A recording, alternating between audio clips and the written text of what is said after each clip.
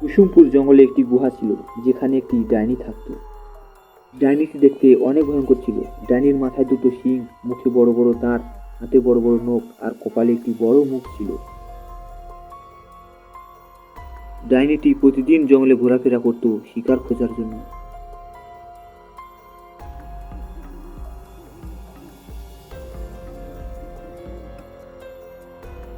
আরে দূর দূর, কতক্ষণ হয়ে গেল, তবু একটি শিকারও পেলাম না। দেখি আর একটু এগিয়ে যদি পাই। এটা বলে ডাইনি সামনের দিকে এগোতে থাকে। এই তোমরা কি করছো? তাড়াতাড়ি ভিডিওতে লাইক করে চ্যানেলটিকে সাবস্ক্রাইব করো।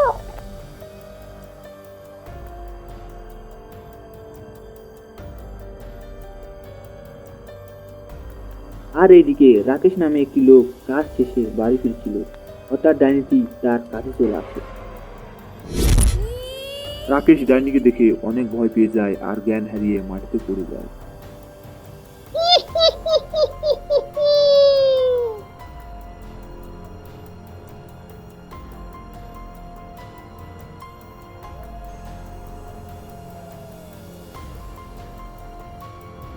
এরপর ডাইনি রাকেশকে নিয়ে তার গুহায় চলে আসে আর তাকে দুই টুকরো করে দেয়। এরপর ডাইনি রাকেশকে মজা করে খেতে লাগে।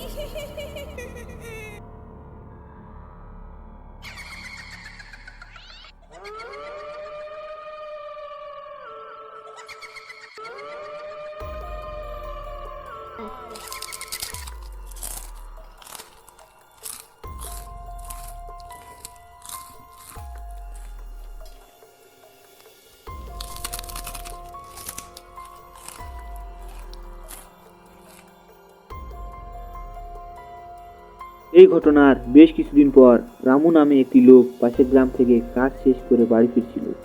রামুর বাড়ি ফিরতে ফিরতে অনেক রাত হয়ে যায়। রামু হাঁটছিল আর মনে মনে বলছিল, আরে দূর দূর, এটা কেমন জীবন রে বাবা! জীবনে শুধু কাজ আর কাজ। তার থেকে ভালো হতো যদি আমাকে কোনো একটি ডাইনি খেয়ে নিত। কমসে কম আমি তো ডাইনির থেকে বেঁচে যেতাম। হ্যাঁ,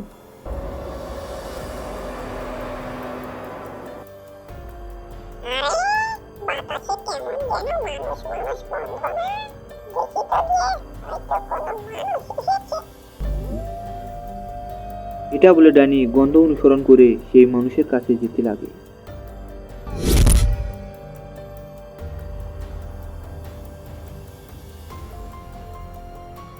আর এক সময় ডাইনি গন্ধ অনুসরণ করে রামুর কাছে পৌঁছে যায়। রামু ডাইনিকে দেখে অনেক ভয় পেয়ে যায় আর বলে, আরে আমি তো মজা করে বলেছিলাম যেন আমাকে ডাইনি খেয়ে নেয়, কিন্তু এখানে তো দেখছি সত্যি সত্যি ডাইনি চলে এসেছে। ওরে বাবা, ডাইনি পালায়! এটা বলে রামু পালাতে লাগে আর ডাইনি রামুকে ধরার জন্য তার পিছনে দৌড়াতে লাগে। ডাইনিটি দেখতে অনেক ভয়ঙ্কর ছিল। ডাইনি তার কপালের মুখ থেকে একটি জিভা বের করে আর রামুর একটি হাত ছিঁড়ে নেয়। এই হাত দিয়ে আজকে পার্টি হবে। হ্যাঁ। এটা বলে ডাইনি রামুর হাতটি নিয়ে গুহার দিকে যেতে লাগে।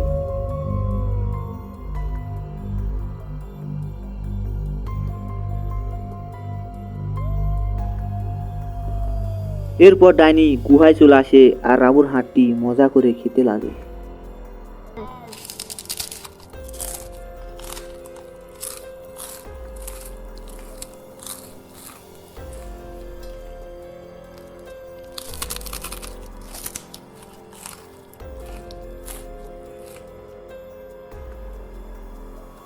আর এইদিকে গ্রামে দেখো গ্রামবাসীরা, দেখো ডাইনিটি আমার স্বামীর কি অবস্থা করেছে।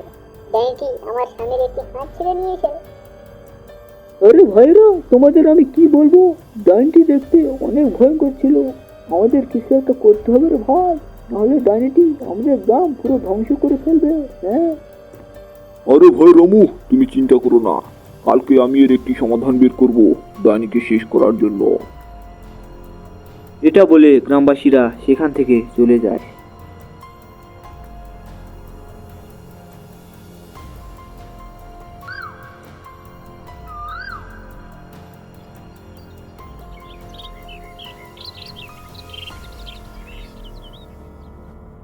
পরের দিন সকালে তারা একটি উপায় বের করে।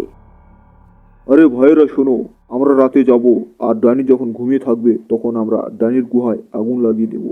বলো বুদ্ধিটা কেমন হয়েছে?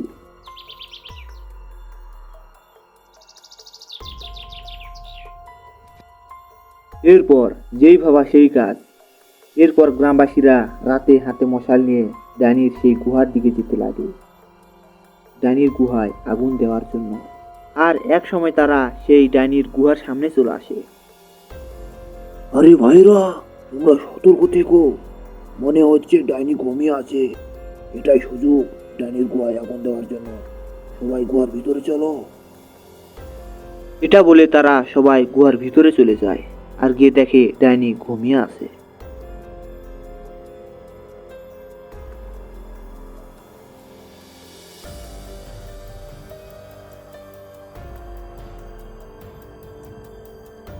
এই দেখো ভাই, ডাইনি ঘুমিয়ে আছে, কিন্তু আমরা দেরি করছি কেন? লাগাও আগুন। এরপর তারা ডাইনির গুহার ভিতর আগুন লাগিয়ে দেয়, আর ডাইনি আগুনে পুড়তে থাকে, আর ডাইনি গুহার ভিতর এদিক থেকে ওই দিক ছুটাছুটি করতে থাকে।